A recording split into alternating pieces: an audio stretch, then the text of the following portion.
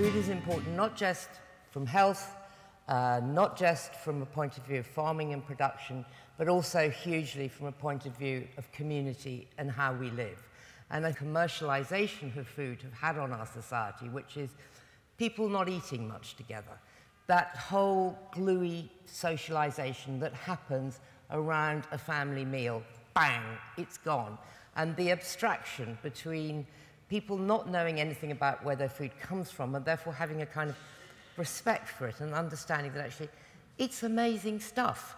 It's extraordinary, this fuel we give our bodies, and instead being prepared to put in all sorts of rubbish. And now really the question of our diets is largely, well, almost wholly to blame for the obesity crisis, almost wholly to blame for the diabetes crisis, almost wholly to blame for many cancers, and indeed for much heart disease in younger people. And it's quite truly astonishing that this is going on, and at the same time we have a government that really doesn't have a food policy as a government. Food, someone has counted up, exists in 19 different ministries, and it's been given to the private sector to run, to manage, to price, to control, and to produce the solutions.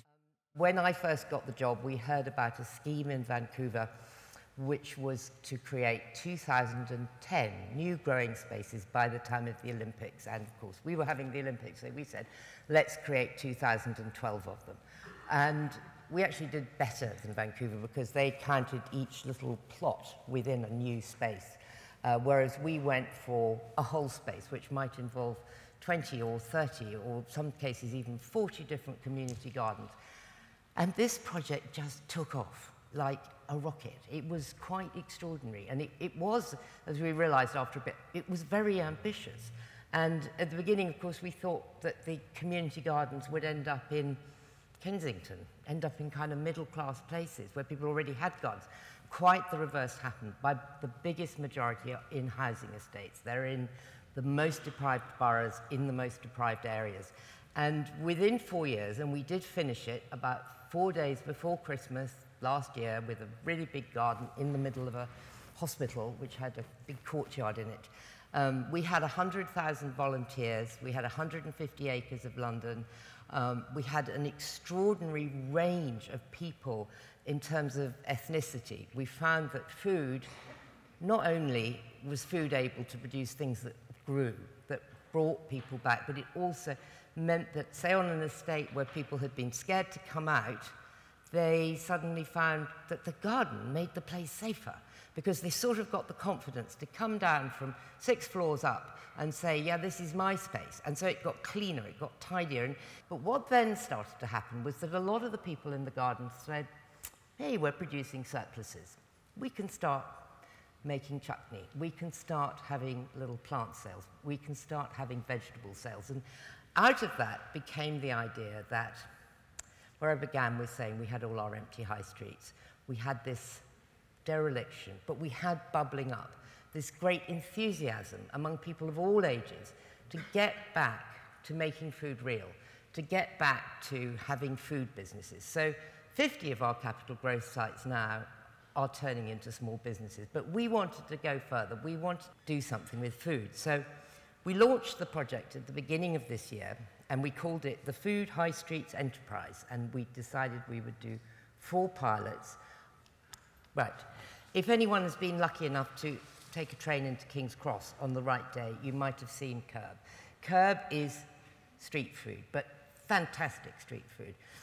They set out their stalls, which are like little ones with awnings on them. They move them around depending on how much any individual person can produce. They have a day's worth, 2 days worth, 3 days worth, whatever they can manage. Our next one we did is a tremendous organisation called Cultivate London.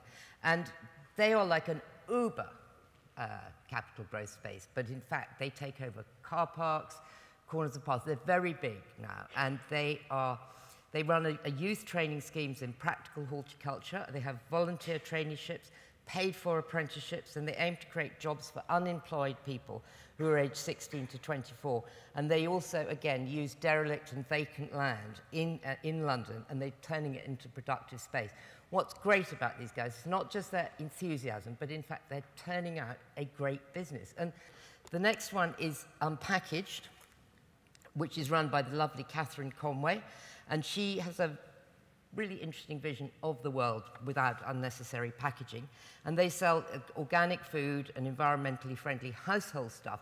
And you bring your bottles back when you want a refill of washing powder, soap powder, any of that sort of thing.